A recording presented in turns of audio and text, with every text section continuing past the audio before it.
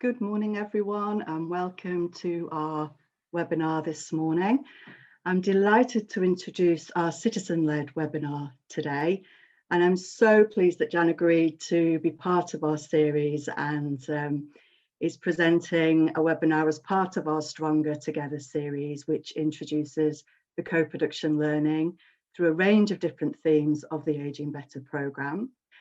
And for those of you that don't know us, the Ageing Better programme involves 14 programme areas across England, working with the community for the community to support the reduction of loneliness and isolation amongst older people. And I've been following the story of Stockwood STAR now for about 15 months as part of one of our deeper dives into the Ageing Better co-production learning. And this particular model has been supported by Bristol Ageing Better. So we've got Bristol Ageing Better, or Claire, back with us today, who's going to introduce the webinar in a moment. And it really does prove that from small acorns, large oak trees definitely do grow. And Dan will take you through the journey that she's been on and share with you the asset-based community development approach that she's taken to really bring out the strengths of the community and the people that have been involved to enable her to grow this model and take it forward. So without further ado, I'm going to hand you over to Claire now, who will introduce the webinar and give you an overview of what's going to what Jan's going to share with you over the next 50 minutes. So welcome, Claire. Thanks, Vicky. Hi, everyone. My name is Claire Chivers, and I'm the Learning Officer for Bristol Ageing Better. So as Vicky said, today is part of a series of webinars that are all about co-production within the Ageing Better programmes, and today's one comes from Bristol. So the purpose of today's webinar is to showcase how Jan Perry, who's our presenter for today, used an asset-based community development approach to set up a local bereavement peer support group in one neighbourhood of Bristol. So today we will be explaining the journey of this group and how Jan continues to use an asset-based approach to support other bereavement peer support groups all over Bristol and beyond. And the webinar today will also give you an idea of the type of information that will be available in our toolkit that will launch in May. So just a bit of housekeeping before we begin. Today's webinar will last around 50 minutes. As I say, Jan will be the presenter for today. So she'll be sharing her learning with you, and then we'll have a question and answer section at the end. So please use the Q&A box to ask a question. You can ask your question at any time, but we'll come to them at the end. But don't feel you have to keep it in your head. You can post it throughout so that you don't have to remember it. And we're recording today's webinar so that it will be available to the public afterwards for anyone that can't attend today or if anyone wishes to watch it back. So first, I just want to give a bit of a background before I hand over to Jan. So Jan was funded by the Bristol Ageing Better programme. She was employed as a community development worker by an organisation here called St Monica Trust. And Jan was funded to specifically work in one neighbourhood of Bristol. It was a neighbourhood called Stockwood, which is in the south of the city. And the whole purpose of the community development funding was to support existing activities and to help residents to set up new ones. But the big thing being that these activities had to be driven by the community. It had to be something they genuinely wanted, and that local residents had to play a major role in bringing about these activities. So it was done with them and not for them or to them. So the paid worker, in this case Jan, would provide this support and guidance, but the aim would always be to sort of step away when the group was ready, and so that it's entirely led by residents themselves. And the aim of this work is that groups and activities are set up in a way that's sustainable, so they can continue in the long term after the funding ends without having to rely on applying for funding year after year after year.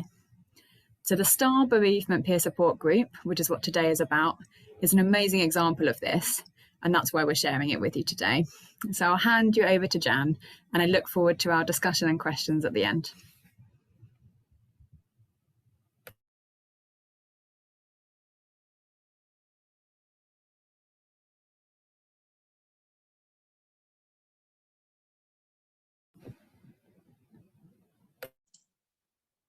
Hello everyone, I'm Jan. So as Claire was saying, that a couple of years ago my role was a community development worker employed by St Monica Trust and funded by Bristol Ageing Better. I also live in the area that I was employed to cover by community development work as well. I recognise the need in my community for a peer support group, having come across many people in the community that were feeling isolated and going through bereavement with many things that I was involved with.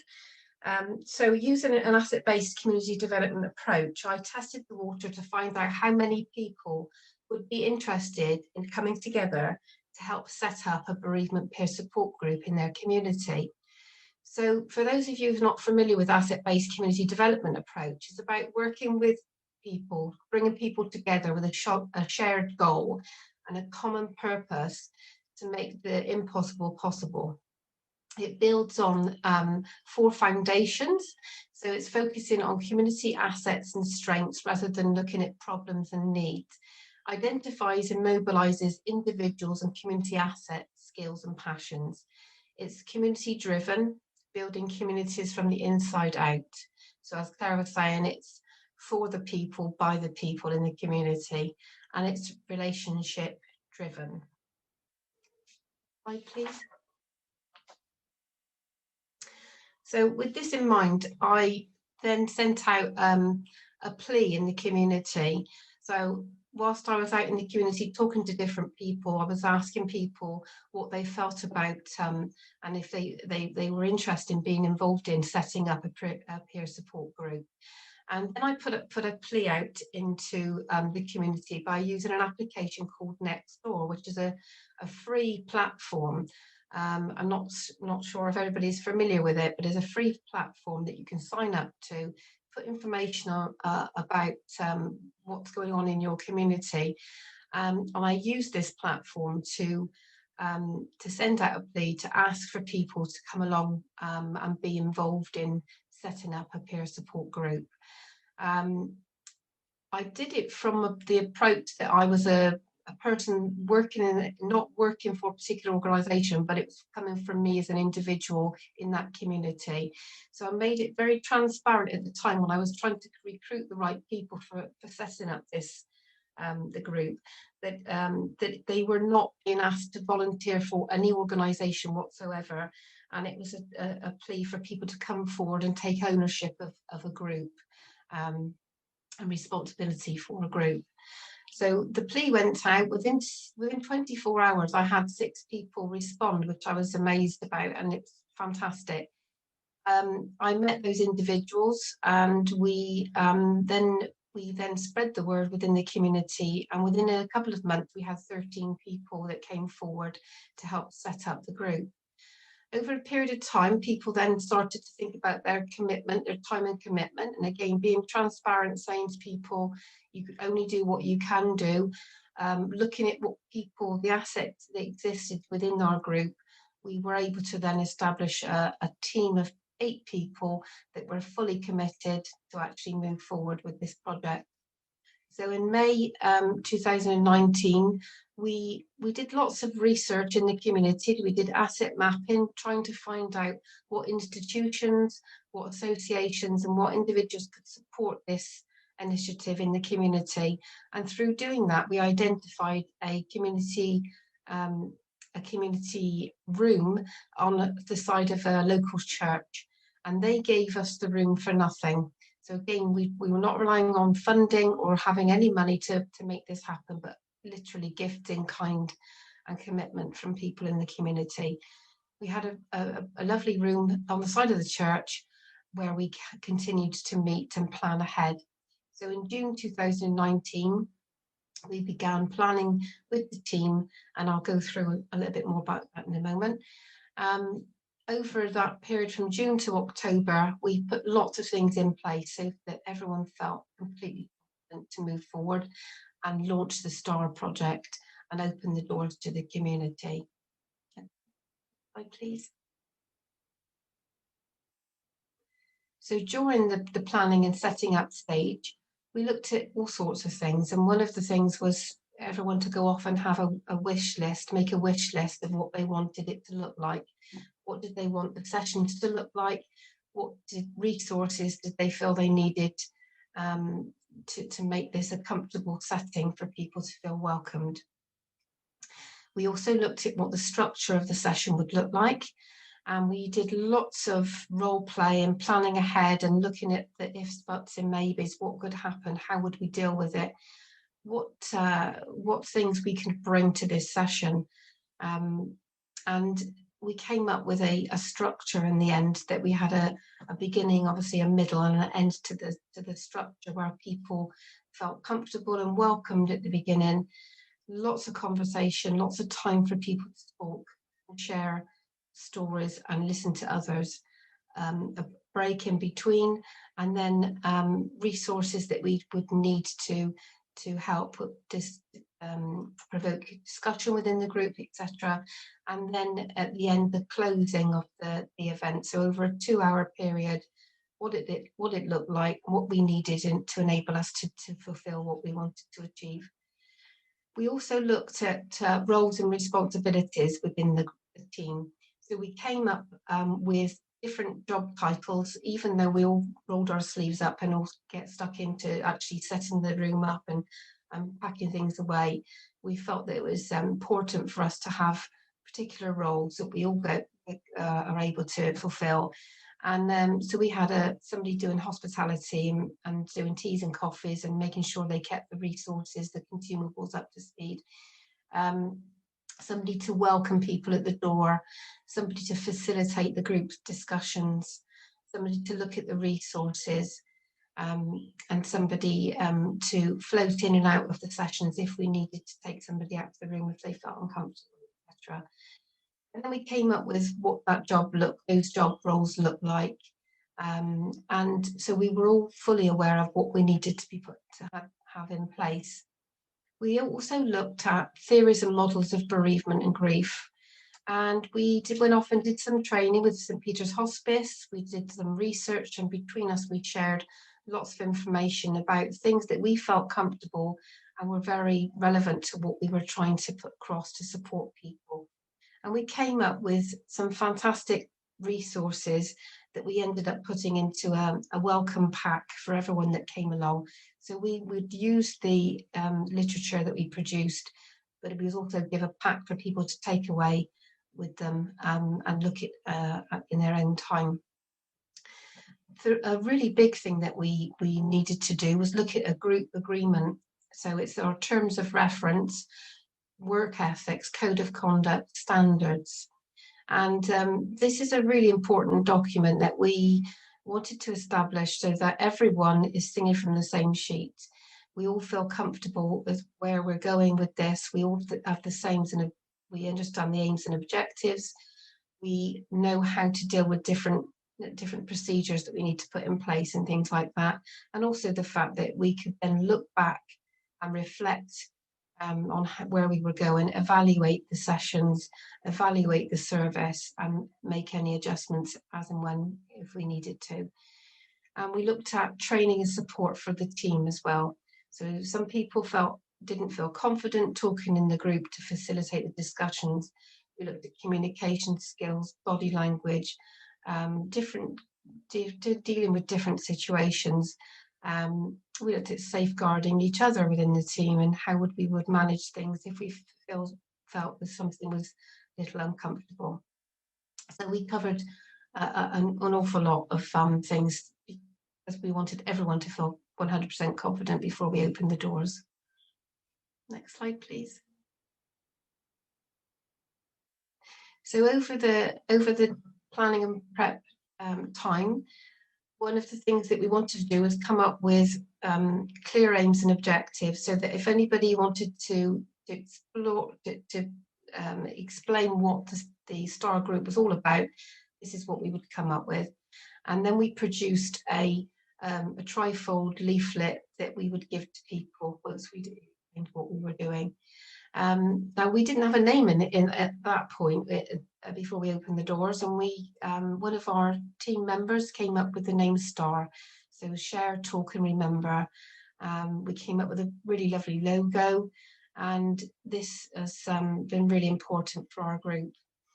So the aim of Stockwood STAR is the bereavement peer support group. STAR provides free support for people grieving from a bereavement or difficult transition in their life. The aim of the support group is to create a safe space for people to receive support, listen to and share stories and experiences with others who have experienced loss in their life. The objective is to provide peer support sessions, which will be facilitated by peer supporters, volunteers, most of whom have themselves been through a loss. Provide opportunity for participants to speak to others who have gone through something similar, and or listen to others' stories and experiences of bereavement and grief.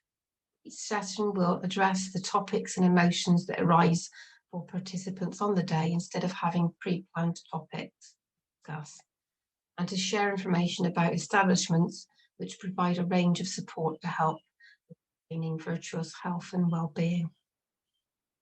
Thank you. Next slide, please. We thought it was really important to go through what it is not before we go through what it is and the benefits. So it's really important people know it's not a constituted business or registered company or public service. It is not managed by a governing body. It is not a counselling service. It is not giving advice and guidance. It's not an organisation that charges anything. It does not have a selection criteria, and it does not have a waiting list. So what it is and the benefits. So it's a voluntary community group and its own entity, a service which enhances and supports public health. It focuses on the asset-based community development approach. And that's a big thing that we do. We tell people that we look at every group that exists, that every STAR group that exists is unique in terms of dynamics of that group and what they can all bring. It's a secular community service, so we're not focusing on any faiths or beliefs. We respect everyone from different faiths and beliefs. Community service. An organisation where there is no hierarchy, a safe place where people are welcomed, able to listen to others, talk, share stories, cry, laugh, receive care, support, and just be. Totally free. It's an inclusive environment, welcoming diversity and equality for all adults over age 18 years. Provide signposting. We have lots of resources to signpost and contact details for different organisations. No selection criteria or waiting list. So anybody that wants to come along, they're made aware of the sessions that we manage and how often we run in the month. And they just ring us up and we meet them on a one-to-one basis to let them know exactly how we manage the group, and they can join anytime they want. There's no time limit. Some people have come for a few months, and most people come for a long time until they feel they've had their time, or they may decide that they want to join the group as part of the team and help other people. It doesn't cost any money to run, just the time and commitment of everyone involved and gifts in kind. Thank you. Next slide. So the Stockwood STAR, so the outcomes, we've got a very committed and welcoming team of facilitators offering a safe, friendly, informal space for people to share, talk, remember, listen, laugh, cry, and just be. Support from 2 local venues offering free space. So we were running in the church, and obviously because of the pandemic, the church is closed, been closed for almost a year. Because we have done the asset-based community mapping, we were aware that there is a local children's centre that was not being used, and they've now given us a free space which we've been using. We've delivered 2 sessions every month.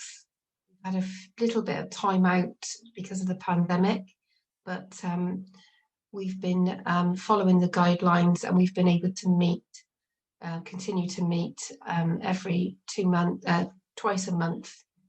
We offer a session from 1 till 3 on the first Tuesday of every month, and from 4 till 6 the third Wednesday of every month.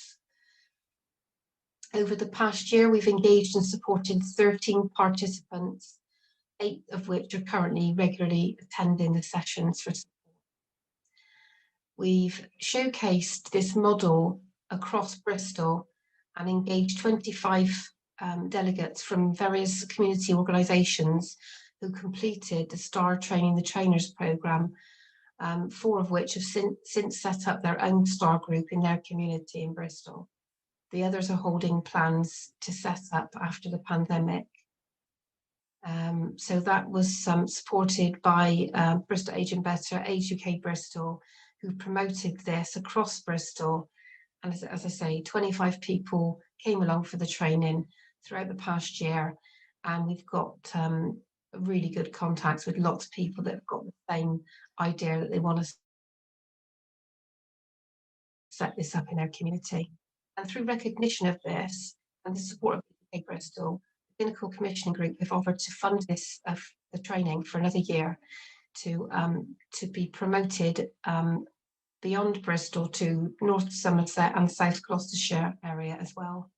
And they're also interested in a bespoke Grow Your Group training programme that empowers other people to set up their own STAR group in their own community.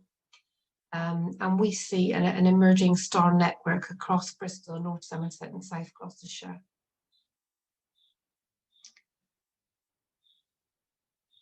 Value and worth of the peer support group. So we've got, these are a few comments. We get lots of fantastic feedback from the people that come along for support.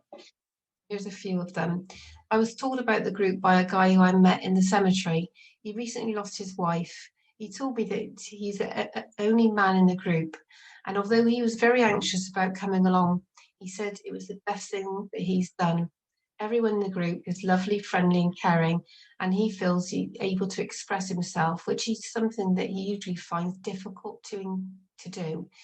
He encouraged me to come along, so here I am. So that was a conversation that somebody had in the cemetery where a guy that comes to our group actually encouraged her to come along, and she's now attending the group. It's just what I need. I've been for one-to-one counselling, but I feel that I need to listen to others share their stories and how they cope in difficult situations. I can't say what I want to say at home. I need to protect my family. I need to know that I'm not alone in how I feel. After attending the first session, I actually slept through the night for the first time since losing my husband. After the first session, I came away feeling lifted. So that's a few things that we've fantastic feedback from the people that come along for support. And the people that facilitate the sessions. So here's a few things that they've said, the members of the team. I'm here to listen and give support because I care, but actually I find that when I leave the session, I feel that I'm received therapy because the reward of helping others and making a positive difference in his life is amazing. We are not just there as a facilitator or helpers, we are actually part of the group as a whole. The group is one. You can actually see the difference it's making to everyone involved. We laugh, we cry, we laugh and cry some more. I'm on a journey. I have somebody in front of me who can help me, and I have somebody behind me who I'd like to help.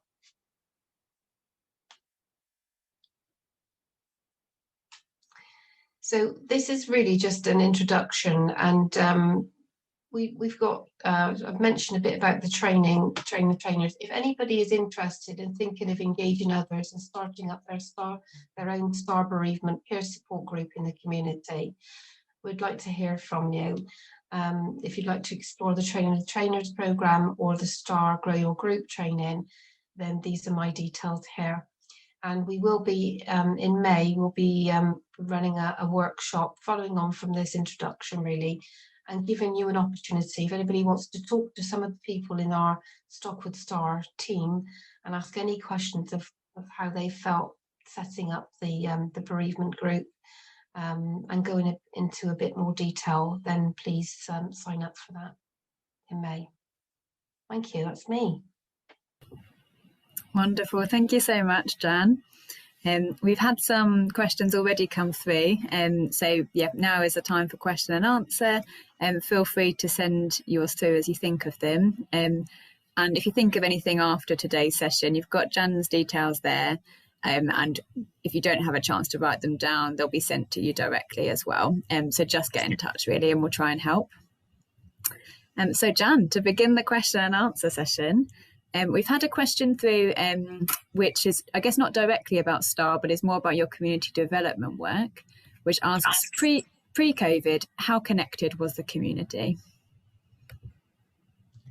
Yeah, massively involved in lots of things going on. The Stockwood, the area which I obviously worked in, but also live in, there was so much going on in the community, different associations and community groups.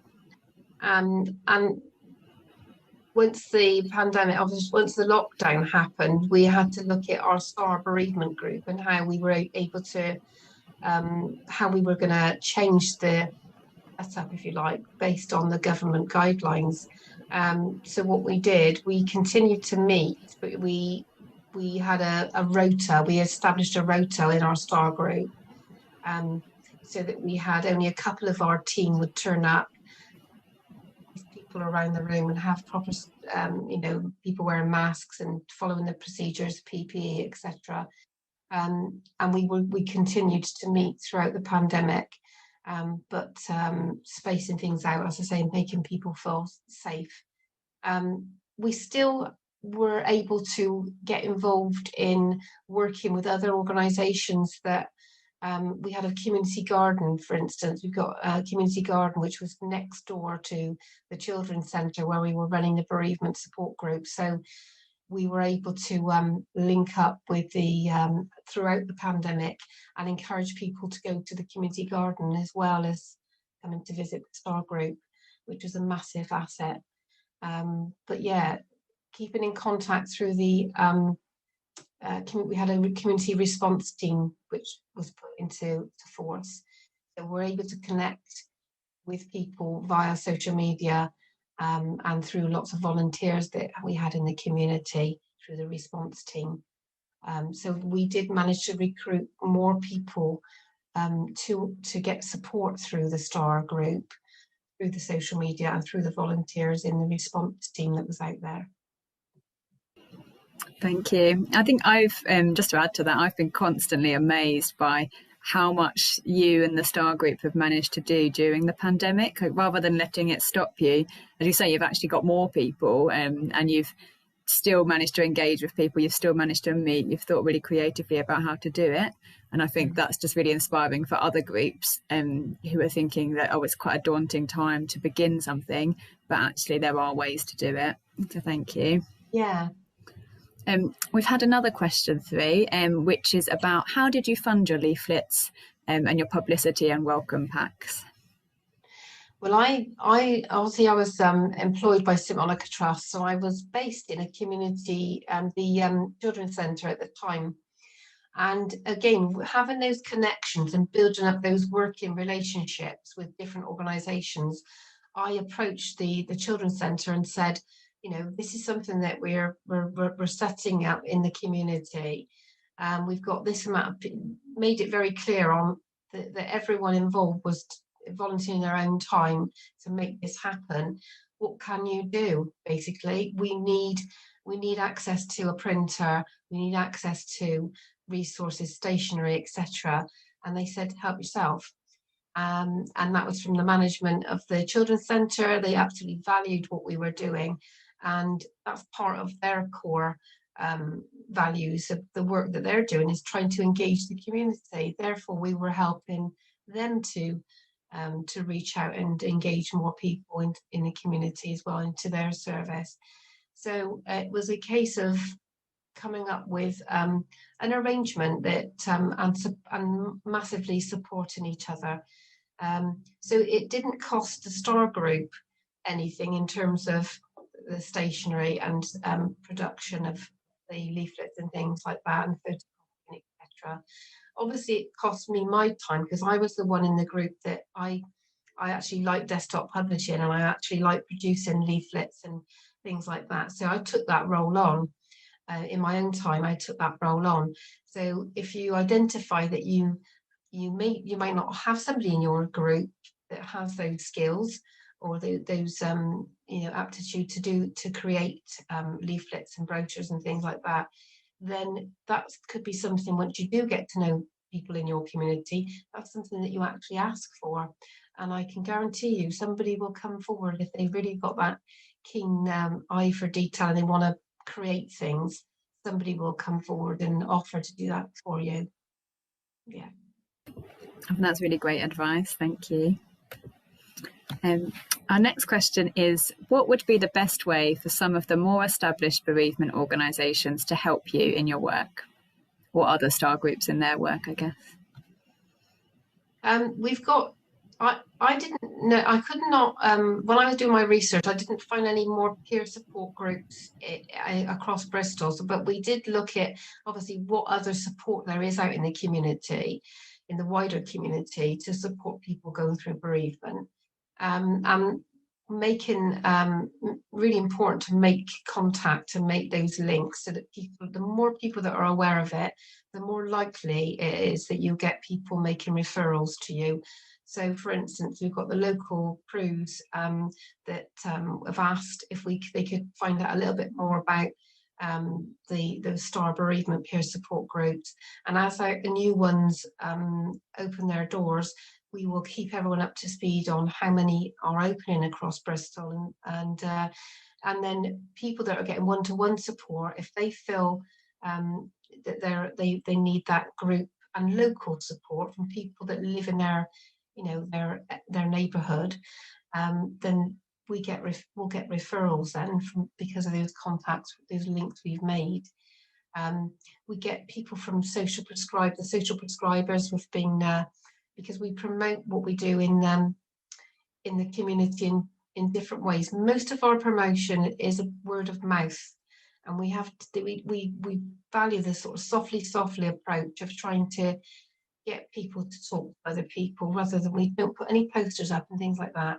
Is literally making those relationships with the medical centre, the doctors' surgeries, the all of those institutions that exist within our community, and telling them so that they can then signpost people to us, because people are often quite uncomfortable if they don't know what's going on, and they've got these different ideas, different expectations. But if somebody signpost people through sort of hand holding them to get to a particular service, then they're more likely to come along and make that contact and continue to come along. Thanks, Jan. I know you said before that you often will, if someone's interested in coming along, you or a member of the STAR team will maybe have a chat with them beforehand on the phone, or maybe meet with them one-to-one so they know what it's about before they come along if they want to, which I think is so important. Okay, next question is, what are the demographics of the neighbourhood, and how do you cater for other languages or cultural needs? At the moment, this is the thing with every single group that's set up, the dynamics of that group is going to be very different. So if we've got, for instance, there's somebody that's done some training with me, there's a Chinese women's group, and their group will be different to the group in Stockwood. So we look at the demographics and what we need to be mindful about, and because we want it to be very open and we focus on equality and diversity, we have to sort of be aware that we could have anybody that comes along, maybe a different language, and we deal with it as and when that happens. We could come up with all different scenarios. How do we support different people with different needs and from different backgrounds, etc. But to us, it's a learning curve, and we actually welcome that diversity. One of the things in our group that we realised was, so we have different people in our group that have got different faiths and different beliefs. And so we actually had the conversation within our group. How do you approach these things? What does this mean to you? We feel we need to bring in somebody to give us some more training in a particular field that we're not comfortable with or we need to address. So because it's very, the STAR groups are so flexible and we have to deal with them as and when they happen.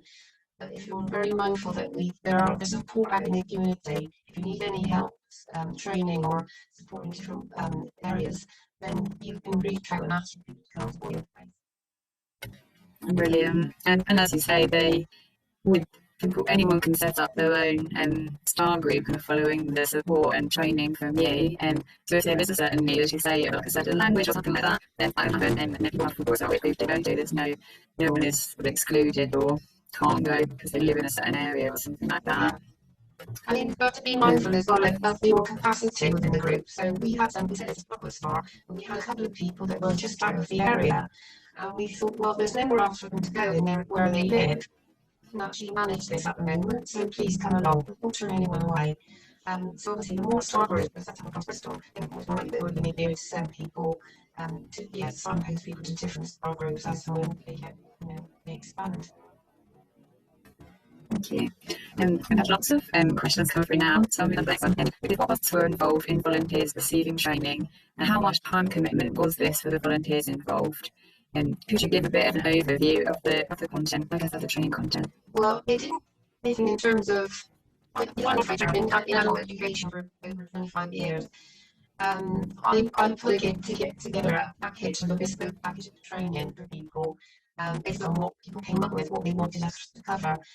Where we were able to use a more in-depth training on bereavement and grief theories and models, we then approached St Peter's Hospice because they were running some training, and because they knew we were in as a volunteer, it's an entity, they gave us the training. We didn't pay for the training, we went along to do the training. And as a pay them back, if you like, they then said to me, oh, can you come along and tell next training session, people about how you are developing your STAR group. So it's not cost anything, it's again, building up those relationships to get free training from different people that actually value what you're trying to achieve. So yeah, we started the training myself in the group, but you can bring people in to support the group. We covered so many things. So we looked at safeguarding, procedures. We did some safeguarding training. I used the material from the local authority and a safeguarding presentation. I thought was great. Sometimes you don't have to reinvent the wheel. If something's good, you can borrow it from somebody else. And that's what we did. We looked at communication skills, interpersonal skills, conflict and resolution. We looked at, like I said, about body language and things like that. How do we present ourselves within the group? We covered all sorts of things like questioning, open questions, closed questions, leading questions, how to round up, how to facilitate, how to manage the time within the group. Again, looking at resources, things that we wanted to, ideas that people have used in the past that really well how to provoke conversation. So much stuff we covered. And we continue to do that because as we will meet up outside of running the groups, we meet up on Zoom just to catch up.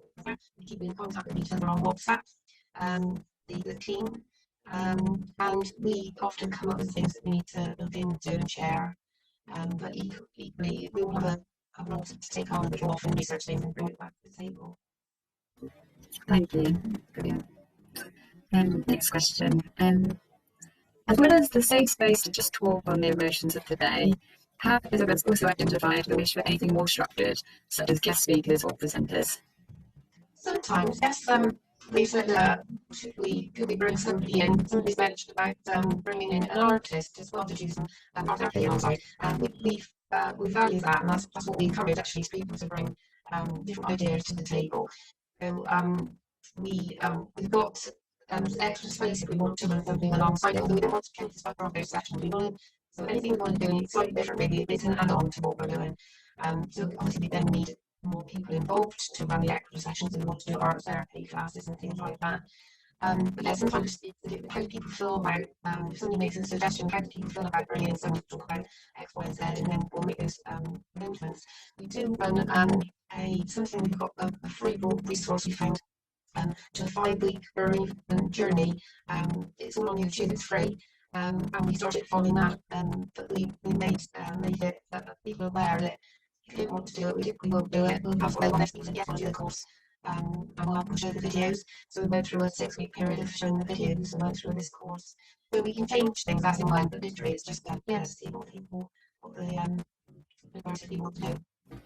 Brilliant. So you've touched on this a little bit, but the next question is, what format do the STAR meetings actually take? And are you able to talk people through what happens maybe when someone turns up? In the very beginning, we meet people on a one-to-one basis. They're very clear what the structure is, so they know. And one of the biggest thing that people value massively when they do actually decide to turn up is that they don't have to talk. And most people who ask them what do they get from this, you don't have to talk if you don't want to. The fact that they don't have to talk encourages them to talk more because they feel very, very comfortable. So we explain to them, yes, we finished with we have to go on to in terms of we were allowed to use a cushion because of the COVID, not allowed to pass things around, and then we'll be to have this lovely velvet cushion with a star, sequin star on the front of it, and we would pass it around to the circle. If you're talking, keep it on your lap, and they would play around with the cushion as they were talking. If they make them feel really comfortable. If they wanted to talk, they would talk. If they didn't want, they would pass the cushion on to the next person. So that was about that. And also sort of saying, sometimes if we find people feel uncomfortable and they're crying throughout the session and they feel uncomfortable about that, we've got somebody that can float in and out with you. You just got to make it that, we've got signals if you like to deal with different situations. And if you want to go out of the room, you can leave the room if you want to. It's entirely up to you. You've got to feel really comfortable. So we make people aware of what the structure is. We also make people aware that we sometimes will have things, we might have things. It's not very often we get to the point where we require. In fact, sometimes people don't much. They have to sort of interrupt people to make sure everyone's got an equal chance to talk. But we have we tell people we've got resources on table as well. Sometimes we'll continue to take out a question to get people thinking about things, or we might get people to grab a quote that somebody said, and to get people talking about different things. So we've always got contingency plan if it was to go quiet or people felt a bit uncomfortable. Somebody just mentioned the cushion idea. One of the groups that's setting up in a new group that's setting up in our Bristol next week, because of the COVID, they decided to ask everyone to bring their own cushion so that they feel safe then, and they can actually attach things that's sentimental to the person that their loved one, and they can do that as well. So that's a really good idea that someone's got with. That's really nice. Someone just said in the chat that the kind of the cushion idea on the tins, having their questions and conversation starters they really like. And actually that idea of everyone being able to itself, isn't it? Yeah. It brings us on to a question which you think you probably answered, but just in case you have anything else to add to it. It was, do you have any tips to get people talking, particularly when setting up a new group? So obviously what you talked about cushion and pin of prompts. Are there any other things you've sort of relied on to get people talking? Sometimes people come up with ideas that people have used and encourage people to share their experience about what we've done in a different situation, and that then does promote people to sort of chip in and join in the conversation. How do you feel about this then? How have you dealt with this situation, etc. Yeah, but we've got so much resources there that we never feel that we're never in an awkward position at all. Some people said the other day that they I think it was something like a good group that went to a workshop and they found something about this guy who was drawing and how he expressed himself through drawing and doodling. And so I just sort of threw that into the conversation. Yes, what do you feel about this then? And somebody said, oh yeah, about doing this. Should we have it? We did put a piece of paper out and pen and went through how we were feeling at that time. So we're sort of bringing that to the table. How do you feel about yourself in that way? And actually from that, there's a guy in the guy in our group, but he does love drawing, and he came in the next session and he showed us some of his drawings that he'd been doing every day to express how he felt about losing his wife that he'd been with for 40 odd years, and that was amazing. Yeah, so we always encourage people to bring things and share with each other. Amazing, and that's like a part of the contingency planning, or that whole planning stage you had at the beginning is thinking through what needs to be a situation where people aren't sort of talking, what can we have in place, while also having a culture of encouraging people to just bring what they feel like all they've been working on in the week, maybe. The question is, the last question, just keeping an eye on the time. How many training sessions or training hours did the volunteers have before you started the group? So I guess before you opened the doors to the public. Well, at the time we were meeting every fortnight, and then sometimes it depends. Yeah, so it wasn't that sort of structure. Some people were working as well, so we had to fit around people's other commitments. But from sort of June to October, I would say we probably met at least twice a month. We were meeting every month, sometimes more, sometimes less. Yeah, and we as I say, we can communicate as well as meeting face to face. We have a WhatsApp group, so we're able to share things. If we were going off having different tasks to do, then we would keep up to speed with those through the WhatsApp group. But you know, because of this, the North Star model now has got these things in place. Part of the training is to actually, I am more than happy to share what we've produced through the training. Everybody that does the training, they get the copy of our terms of reference template with them for you to start and tweak certain things. So you know, people can have a head start if they're doing the training and going through that model. Even the trifold approach, the leaflet, the trifold leaflet, and any literature and anything like that we've produced. All the resources part of the training package. So people get a head start on that. But we literally started from nothing. We have a learning curve. But yeah, it's all homegrown, organic stuff that we produced. Amazing, thank you. I think that's the last question we have time for today. And actually, it looks like I think we've managed to answer everyone. So if you have a question after today, please get in touch. We're really keen to hear from you. If you're outside of Bristol and are keen to set up your own STAR group, then again, please just get in touch with us. We can work together. And yeah, we look forward to hearing you really. So thank you very much, Dan. And I'll just hand over to Vicky, who will do a bit of a close and tell you about the webinars coming up. Thank you very much.